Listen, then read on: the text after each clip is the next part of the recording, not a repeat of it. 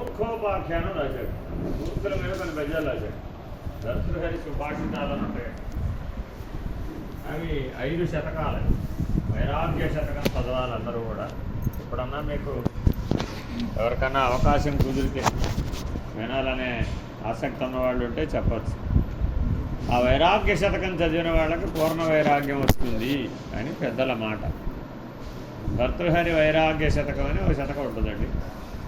అలాగే ఆయన ఏం చేశారండి, వాళ్ళు మీకు టేస్ట్ కోసమని ఆ సుభాషితాలు మూర్ఖోపాఖ్యానం అని ఒకటి రాశారండి. మూర్ఖుల మీద 4 పద్యాలు రాశారు. ఎవరు మూర్ఖులు? ఎవరికి వాళ్ళే. మీరు ఎదుటివాడు మూర్ఖుడు అంటాడు, తాను మూర్ఖుడని ఒప్పుకోడాడు. మానవుడు అనేవాడు ఎవడో కూడా నీవు మూర్ఖుడు అంటే పొరపాటు కూడా ఒప్పుకోడు. చిన్నపిల్లాడు కూడా ఒప్పుకోడు. నీకేం తెలియదు అంటే నీకే తెలియదు. చూడండి, మీరు కావాల్సి వస్తే మాటలు వచ్చిన పిల్లవాడిని నీకేం తెలియదురా అన్నాను. ఎవరికి తెలియదు? నీకే తెలియదు అంట. వాడికి తెలిసినంటే వాడు లోపల ఉన్నవాడే మూర్ఖుడు అంటే ఒప్పుకోడండి. కానీ అందరూ విద్యావంతులేనా? అందరూ మూర్ఖులు కాకపోవచ్చు, కానీ అందరూ విద్యావంతులేనా? ఎందుకని విద్యావంతుడైన వాడు మూర్ఖుడు కాదా? లాజిక్ ఏంటంటే విద్యావంతుడైన వాడు మూర్ఖుడు కాదా? ఎప్పుడైతే విద్య లేదో మూర్ఖుడయ్యే అవకాశం. కాబట్టి మూర్ఖత్వాన్ని పోగొట్టేదేదో అది విద్య అని నిర్ణయం చేశాడు. అదేనండి, భర్తృహరి దృష్టిలో విద్య అంటే ఏమిటయ్యా అంటే నీలో ఉన్న మూఢత్వాన్ని మూర్ఖత్వాన్ని పోగొట్టేది ఏదో అదే విద్య. కాబట్టి విద్య ఎవరయ్యా అర్హులు? విద్య నేర్చుకోవడానికి ఎవరు అర్హులు? మనమందరం అర్హులనే అంటున్నాం. మానవులందరూ మోక్షానికి అర్హులే, మానవులందరూ జ్ఞానానికి అర్హులే, ఇలా ఏదో మాట్లాడుతుంటాం. ఆయన ఏమన్నాడంటే కొన్ని లక్షణాలు ఎకరువు పెట్టాడు.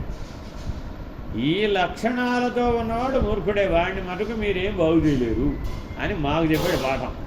అంటే మీరు ఎవరైనా కానీ ఎవరికైనా చెప్పాలనుకున్నారనుకోండి, ఏ లక్షణాలు ఉన్నవాడికి ఏమీ చెప్పకూడదో తెలుసుకోవాలి. ఎందుకంటే వాళ్ళకి చెప్పిన వృధానే, కానీ జరగదు. పైగా విపరీత అర్థాన్ని గ్రహిస్తాడు. అందువల్ల చేరి మూర్ఖుని మనసు రంజింపరాదకో అనేటటువంటి పద్ధతిలో చెప్పాడు. ఏనుగు లక్ష్మణ కవి ఆయన సంస్కృతంలో రాశారండి. భర్తృహరి సంస్కృతంలో రాశారు.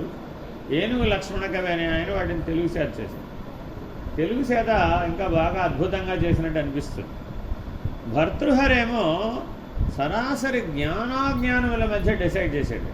ఆయన రాసిన సంస్కృత వాక్యాలు ఎటువంటివయ్యా అంటే గురువులకు పాఠం అనమాట. అర్థమేనండి. అది చాలామంది చదువుకున్న వాళ్ళు ఉంటారంటే గురుపీఠం మీద కూర్చునే వాళ్ళందరూ భర్తృహరి సుభాషితాలు 500 చదువుకొని ఉండాలి అని ఒక నిర్ణయం. ఎందుకనంటే ఆయన సుభాషితాలు ఎటువంటివయ్యా అంటే అది పేరుకు సుభాషితమే, అందులో సుభాషితం అంటే చక్కగా చెప్పబడినది, అది లక్ష్యం గురించి చక్కగా చెప్పాడు.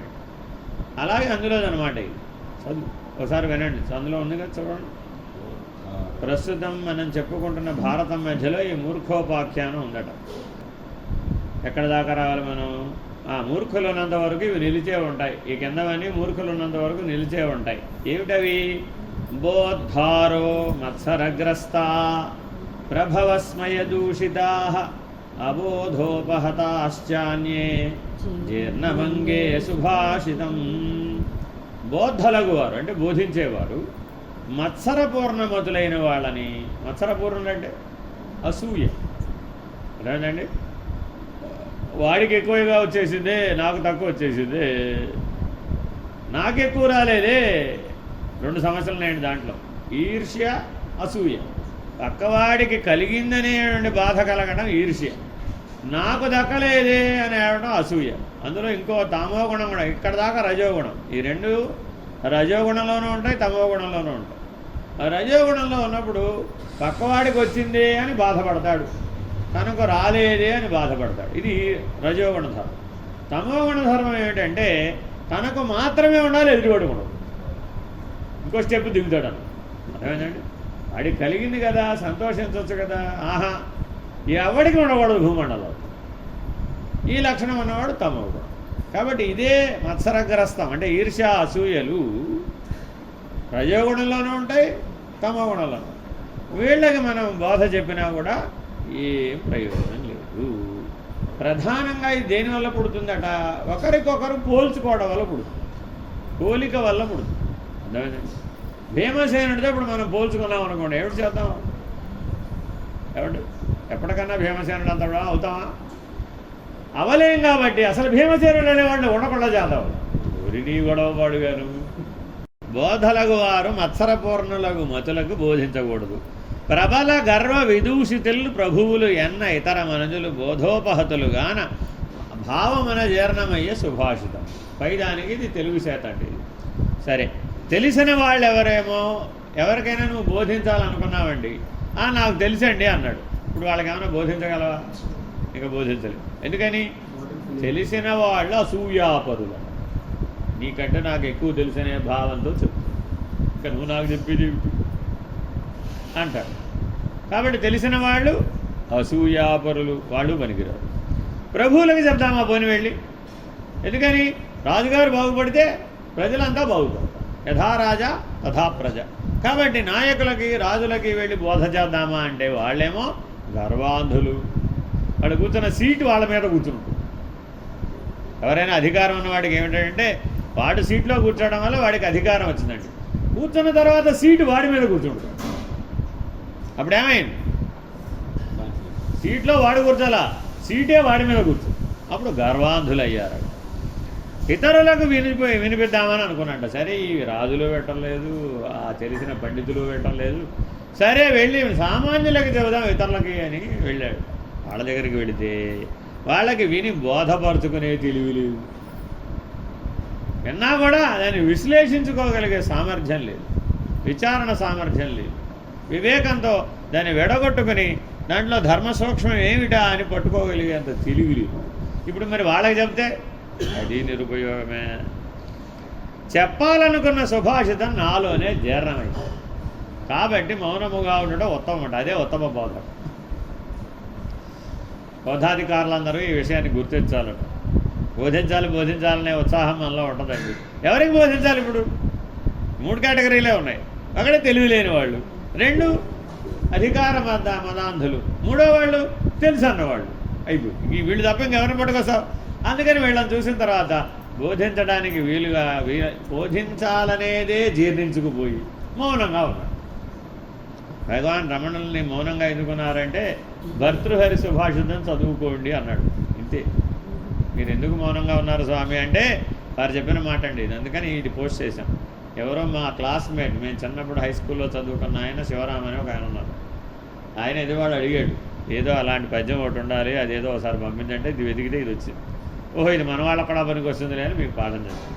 ఈ సుభాషితాన్ని భగవాన్ రమణులు గుర్తు చేశారండి. ఎవరైనా ఎవరికైనా ఏదైనా చెప్పాలనుకున్నప్పుడు ఇది చదువుకుని దీని ప్రకారం ఆలోచించి మాట్లాడాలా అక్కర్లేదో నిర్ణయం తీసుకోవాలట. మౌనముగా ఉండటే ఉత్తమని చూస్తే మౌనంగానే ఉండాలి. అందుకని ఉత్తమమైన బోధ ఏది? మౌనమే. సరే, ఇంకెవరెవరికి చెప్పకూడదో చెప్తున్నారు. మకరిముఖాంతస్థమగుమాణికమున్ బెకిలింపవచ్చు, పాయక జలదూర్మికానికరమైన మహోదధి దాటవచ్చు, మస్తకమున పువ్వు దండవల సర్పమునైన భరింపవచ్చు, మచ్చిక ఘటించి మూర్ఖజన చిత్తము తెల్పన సాధ్యమేరికిన్. బోధించేటప్పుడట ఒక మౌలిక సూత్రం ఉంది. వినేవాడి చిత్తాన్ని ఎరిగి చెప్పాలి. ఇందాక భీష్మగీతలో ఆయన ఏం చేశాడు? ద్రౌపదికి ద్రౌపది సమాధానం చెప్పాడు, ధర్మరాజుకి ధర్మరాజు సమాధానం చెప్పాడు. అలా విన్నవాళ్ళందరికీ విన్నవాళ్ళకి సమాధానం పడేటట్టుగా చెప్పాడు. వాళ్ళ చిత్తాన్ని ఎరిగి చెప్పాడట. మరి చిత్తాన్ని ఎరగాలంటే మరి వాడు అవకాశం ఇవ్వాలిగా. తెలివి నీవెవరో నాకు తెలియాలిగా. లేకపోతే నీకు సరిపడేట్టు చెప్పడం నేను ఎడ చెప్తాను. కానీ కొంతమంది ఆ అవకాశం ఇవ్వరట. తనను తాను నర్మగర్భంగా ఆ తలుపులు మూసుకొని అందులో గట్టిగా ఉంటాడు. మన హృదయాన్ని తెరవడట. ఆ హృదయాన్ని తెరవనటువంటి వాటిని మనం బాగు చేయాలంటే బాగు చేయాలి. అలా ఎంతమందో ఉంటారు. స్వామి నిర్భయానందులు అంటారు అనమాట. వాళ్ళందరూ బోర్లించరు కొడాలయ్యా బాబు, వాళ్ళకి చెప్పి ప్రయోజనం లేదట. ఎందుకని? బోర్లించిన కొండ మీద ఎంత వర్షం పడితే మాత్రం ఒక చొక్కన నిలబడుతుందట. కఠిన చిత్తులకు బోధించకూడదట. వాళ్ళు ఎటువంటి వాళ్ళట? వాళ్ళలో ఇన్ని గొప్ప లక్షణాలు ఉంటాయట. ఒక మణి ఒక మొసలి నోట్లో ఉందట. తీయటం కష్టమా సులభమా? ఎందుకని? నువ్వు చెయ్యి పెట్టే లోపల నువ్వే వెళ్ళిపోతావు, నిన్నే మింగేస్తుంది. కానీ అది కూడా సాధ్యమే. కానీ కఠిన చిత్తుని యొక్క మనసుని ఎరగలేము, తెలుసుకోలేము, వాడిని రంజింప చేయలేము, వాడిని కన్విన్స్ చేయలేము, వాడిని మార్చలేము. సరే, ఇంకో ఉపమానం చెప్పాడు. పాయకచల దూర్మికానికరమైన మహోదధి దాటవచ్చు. అనేక అలలు వచ్చిపోతుంటాయి. మహోదధి, ఆ సముద్రంలో, మహాసముద్రంలో అలల మీద అలలు, పెద్ద పెద్ద అలలు వచ్చి పడిపోతుంటాయి. తిమింగలాల్ని ఎంత పెద్ద పెద్ద వస్తాయంటే ఆ తిమింగలాలు కూడా ఎగిరి పుడుతూ, ఆ పెద్ద పెద్ద పడవలు కూడా బోర్లా పడిపోతాయి. అటువంటి మహాసముద్రాన్ని దాటడం ఎవరికైనా సాధ్యమేనా? దాటవచ్చు, విమానం వేసుకెడితే దాటలేవాడమే ఉంది. కానీ కఠిన చిత్తుడైనటువంటి వాడు, దయలేనటువంటి హృదయం కలిగినటువంటి వాడి యొక్క మనసుని మనం ఎరగలేము, మార్చలేము. సరే, పాములని తలలో పూదండవలు ఎవరైనా ధరించగలరా? ఎవరో మహాశివుడు అయితే తప్ప, అంతేనా కాదు? అది కూడా ధరించవచ్చు. అందుకని ఆయన ఏమంటాడు? ఆయన ఎవరు? తుకారాం గారు ఒక పాట పాడతాడు. సాధన చేయుమురా నరుడా, సాధ్యము కానిది లేదు, అలవాటైతే విషమే అయినా హాయిగా తాగుట సాధ్యమురా, కాలసర్పమును మెడలో దాల్చి పూలమాలగా తలచవచ్చు. ఇవన్నీ సాధ్యమేనంటాడు ఆయన కూడా. ఈయన కూడా సాధ్యమేనంటున్నాడు. కానీ కఠిన చిత్తుని మాత్రం మార్చలేదు. కాబట్టి మిమ్మల్ని, మన వాళ్ళని అందరినీ ఎంపిక చేసుకోమంటే, మీరు వినేవాళ్ళని ఒక్కడన్నా ఎంపిక చేసుకుని వాళ్ళకి చెప్పండి అమ్మా అని అందరికీ చెప్తూ ఉంటారు. ఎటువంటి వాడిని ఎంపిక చేసుకోండి, ఇప్పుడు వెళ్ళి కరకరాని కొయ్యని ఎంపిక చేసుకోండి, ఇంకా వాడితో కుస్తీ పడుతూ. మరి ఎంపిక చేసుకునేటువంటి ముందు తెలివి ఉండాలా అక్కర్లేదా? ఏం తెలివి ఉండాలంట? ఇదిగో ఇది తెలిసి చదువుకోవాలంట. జాగ్రత్తగా. ఇంకో ఉపమానం ఉందండి. ఏమిటది? ఘటించి మూర్ఖజన చిత్తము తెల్ప అసాధ్యమేరికి. కాబట్టి మూర్ఖుడి మనసుని మాత్రం ఇవన్నీ చేయవచ్చు కానీ, అసాధ్యమైన కార్యములను ఎన్నింటినో చేయవచ్చు కానీ, మూర్ఖుడి మనసుని మాత్రం ఒప్పించడం ఎవరికి సాధ్యం కాదు. సంస్కృతంలో మొండి పట్టు పట్టిన వాడిని మూర్ఖుడు అని అంటారు. సంస్కృత భాష మూర్ఖుడు అని ఎవరిని అంటుందండి? పంతం. ఎంత పంతమయ్యా అంటే ప్రాణం పోవచ్చు కాక, తల తెగిపోవచ్చు కాక, పట్టిన పట్టు విడువనట్టు వాడెవడు? మూర్ఖుడు. సరే, ఇంకో ఉపమానం, మరో సుభాషితం ఉందండి. ఇవి వరుస క్రమంలో చెప్పారు, అర్థం చేసుకోవడం.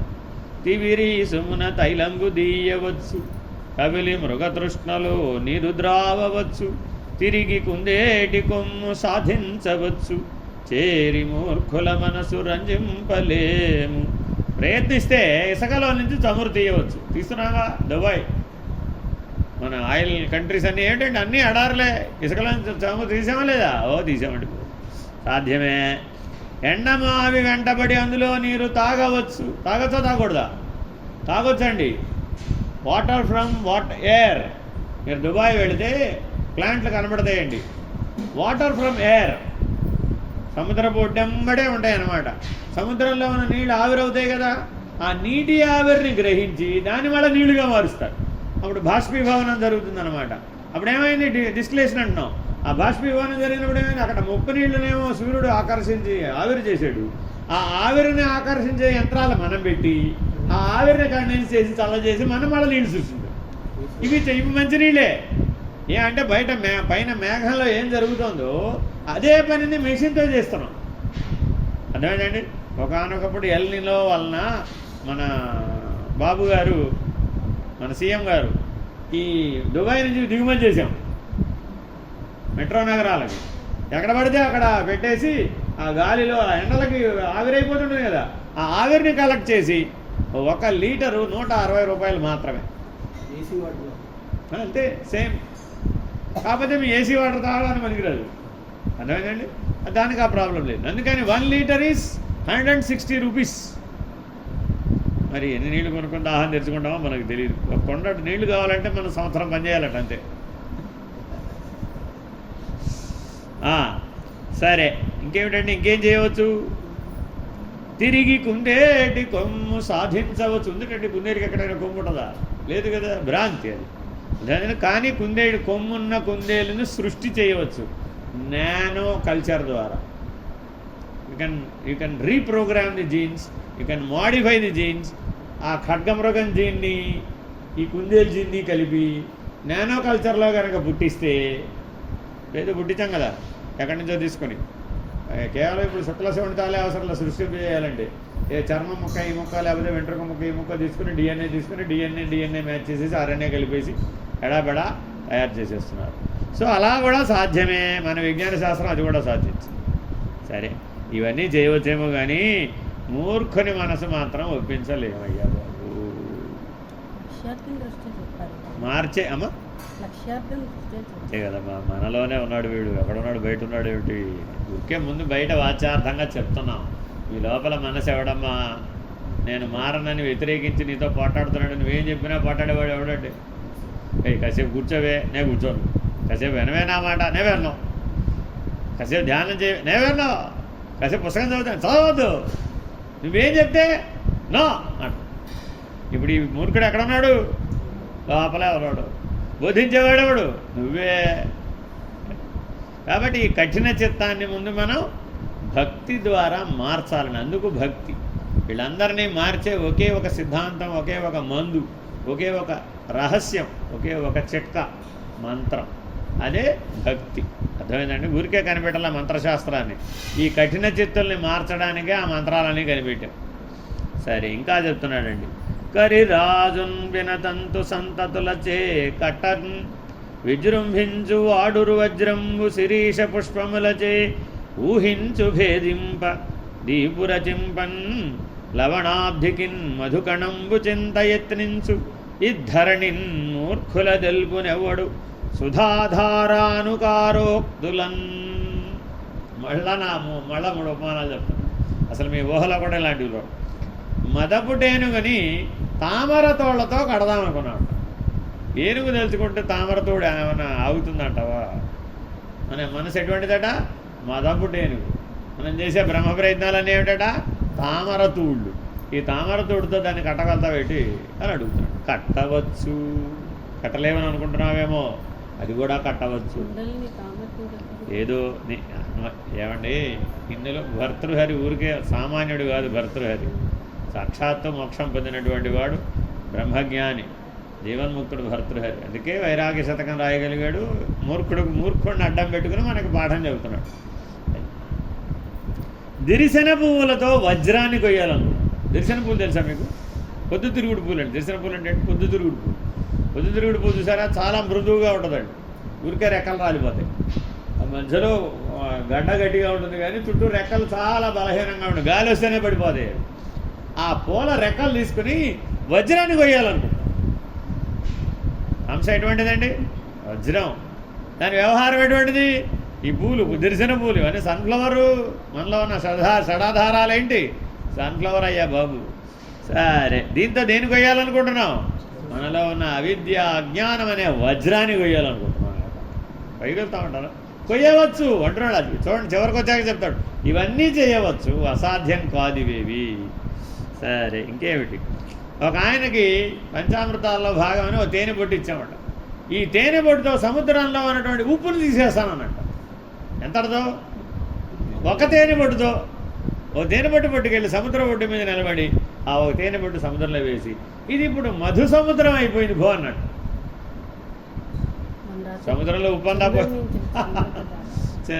సముద్రంలో ఉప్పంతా ఒక తేనె బొట్టు పోసి ఎక్కడన్నా పోతుంది రమ్మా. అరే బాబు, ఇది కాదురా నాయన. లోపల సుధామండలం అని ఒకటి ఉందమ్మా. అక్కడి నుంచి సుధా బిందువు ఒక బొట్టే స్రవిస్తుంది. ఈ కింద శరీరం అంతా లవణ సముద్రం. ఈ శరీరం అంతా ఉప్పే. 12 సాల్ట్స్తో తయారైందండి. 12 లవణాలతో తయారైంది ఈ శరీరం అంతా కూడా. ఇది లవణ సముద్రం. అక్కడ లేదు సముద్రం, ఇదే లవణ సముద్రం. ఈ లవణ సముద్రాన్ని అమృత బిందువు అనే ఓ సుధా బిందువుతో పోషిస్తున్నాం. మరి తేనె సముద్రం కాదేవిటి? దాంతోనేగా పోషించబడుతుంది. ఇది అంతర్ముఖంలోకి తిప్పుకోవడానికి సూచనలు అన్నమాట. ఇది బహిర్ముఖంలో ఆలోచించిన వాడికి ఎవరికీ తెలియదండి ఇది. అందుకే హంస విషయం తెలియని వాడికి తత్వజ్ఞానం స్ఫురించదు. సరే, ఓకే. ఇంతకీ ఏమిటంటే మంచి మాటలతో మూర్ఖులకు చెప్పే ప్రయత్నం చేసేవాడు వీళ్ళందరూ ఒకలాంటి వాళ్ళే. దీనికి ఉపమానం ఏం చెప్తారంటే కృష్ణ రాయబార అని చెప్తారు. రాయబారం సాధారణంగా అందరూ ఏమనుకుంటారు? మహాభారతంలో ఒక్కసారే జరిగిందా? ఎన్నిసార్లు జరిగింది? చాలాసార్లు జరిగిందండి.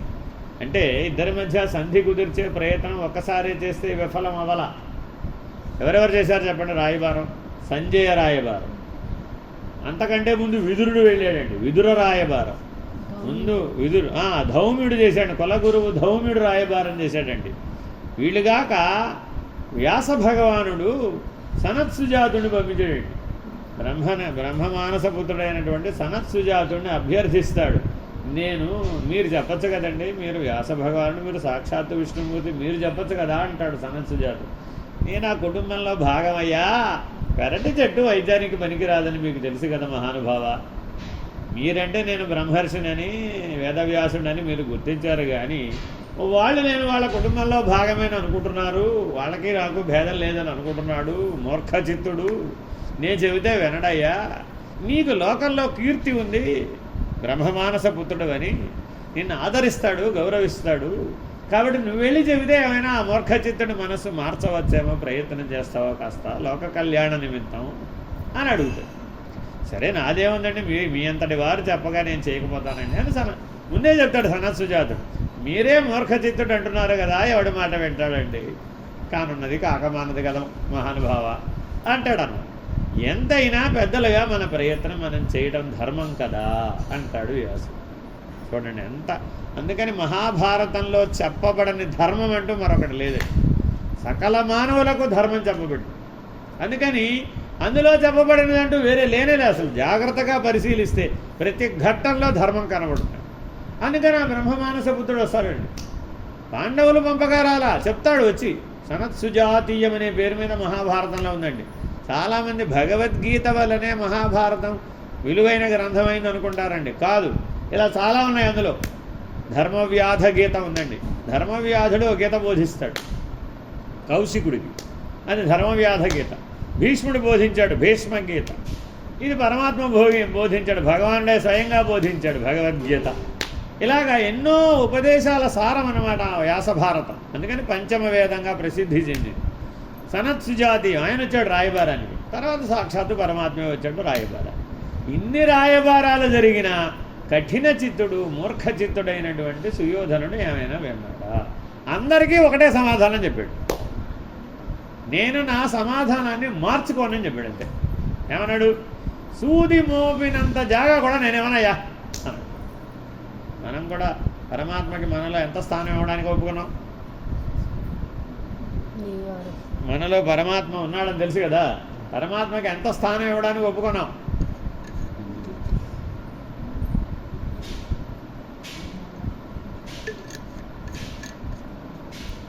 ఇప్పుడు పరమాణు స్వరూపంగా ఉన్నట్టండి పాపం ఆయనే చెప్పుకున్నాడు పాపం. ఆయన అందరి హృదయాలలోనే ఎలా ఉన్నాను? పరమాణు స్వరూపం. పరమాణు అంటే ఎంత? సూది మనమోపినంత. అంటే ఆయన అర్థం ఏమిటంటే భూమి ఇవ్వాలని కాదు, నా హృదయంలో వాళ్ళకి స్థానం లేదు. ఆయన హృదయంలో వాళ్ళకి స్థానం లేదు. సూది మనం మోపినంత కూడా ఇవ్వనున్నట్టు. మీరు ఎన్ని చెప్పినా సరే సూది మనం మోపినంత ఇవ్వనండి అన్నాడు. అంతే. కాబట్టి పరమాత్మ విక్రమించాలంటే ఎంత ఇవ్వాలి? నువ్వు సూది మనం మోపినంత ఇస్తే చాలు, ఇంకా అయిపోయినట్టే. ఆయన త్రివిక్రముడు, వ్యాపించేస్తాడు. త్రిపాదోర్ధ్వగతందివి, నిన్నే స్వాహా చేసేస్తాడు. బలిచక్రవర్తిని ఎలా అయితే స్వాహా చేశాడు అలాగే. భక్తి అనగా ఏమి? నీ హృదయంలో పరమాత్మని గుర్తించడం, ఆ స్థానాన్ని ఆయనకి ఇవ్వడం. కఠిన చిత్తుడవై మూర్ఖచిత్తుడవై నా హృదయం నాదేని అంటున్నావు. ఏం చేయాలి? తవ పాదారవిందం, నీ పాదాల దగ్గర నా చిత్తాన్ని, నా హృదయాన్ని, నా మనస్సుని సమర్పించేసానయ్యా. నేను మాత్రం ఇవ్వలేదు. అప్పుడేమైపోతావు? ఏం ప్రయోజనం లేదు. కాబట్టి మనలో అహంకారం ఎంత ఉంది అని ఎప్పుడైనా ప్రశ్న వేసుకున్నారా అని అడిగారు. మనోళ్ళందరూ అహంకారం అహంకారం అంటారు కదా, అహంకారం ఎంత ఉంటుందట తెలుసా మీకు? ఎవరికైనా అహంకార స్వరూపం చెప్పండి. ఎంత చెప్పండి, తెలీదా? వడ్ల మనంత. ఎంతండి అంటే వడ్ల గింజ మనంత, అంతే ఉందట. అర్థమైందండి? కాబట్టి చాలా జాగ్రత్తగా మనలో ఉన్న వడ్ల గింజంత మనంత ఉన్నటువంటి అహంకారాన్ని మనం ఎవరికి అర్పించాలి? పరమాత్మ కనుక అర్పించినట్లయితే, హృదయాన్ని పరమాత్మకు కనుక అర్పించినట్లయితే ఆయన మన యొక్క చిత్తాన్ని, మూర్ఖుడైనటువంటి మన మనస్సుని, మన చిత్తాన్ని, మన హృదయాన్ని మార్చివేస్తాడు. ఈ పద్యాలు చదివినప్పుడల్లా భర్తృహరి ఎంతమంది ఎలాంటి మూర్ఖులను కలిసి వాళ్ళతో వాదించాల్సి వస్తే ఇంతలా ఈ మూర్ఖ పద్ధతిని గురించి వర్ణించగలిగాడో తెలుస్తుంది. అర్థమైందండి? అంటే బాగా తెలిసినవాడు చెప్తున్నాడు కదా, బాగా తెలిసినవాడు ఇంత బాగా ఎలా చెప్పగలిగాడు అంటే ఎన్ని వేల మంది మూర్ఖులతో వాదించాడో ఒప్పించడానికి. వీళ్ళు తెలుసు సరే అక్కడికి అక్కడ దాకా వచ్చింది. అతని మీద జాలి కూడా కలుగుతుంది. బాబు ఆయన జీవితం ఇట్లా మూర్ఖులతో వాదించడానికి సరిపోయిందిరా బాబు అని. సరే, మూర్ఖులు చాలా రకాలుగా ఉంటారు. తాము మూర్ఖులమని తెలియని వాళ్ళు కొందరైతే, తెలిసిన వాళ్ళు మరికొందరు. వీళ్ళు తెలిసిన మూర్ఖులు. మళ్ళీ ఇందులో కొంతమంది తమ మూర్ఖత్వానికి సిగ్గుపడి మౌనంగా ఉండాలనుకుంటారు. కొందరైతే తమ మూర్ఖత్వానికి తాము గర్వపడుతూ దానికి రకరకాల పేర్లు పెట్టి విజృంభించేవారు మరికొందరు. వీళ్ళందరూ కాక మూర్ఖులలో మరో రకం కూడా ఉన్నారు. అదెవరో తెలుసా? ఇదిగో పైన చెప్పినట్టు మూర్ఖుల మనసు మార్చలేమని తెలిసి వాళ్ళతో వాదనకి దిగేవాళ్ళు ఉన్నారు చూడండి, వాళ్ళు తెచ్చిపెట్టుకున్న మూర్ఖులు. తస్మాత్ జాగ్రత్త.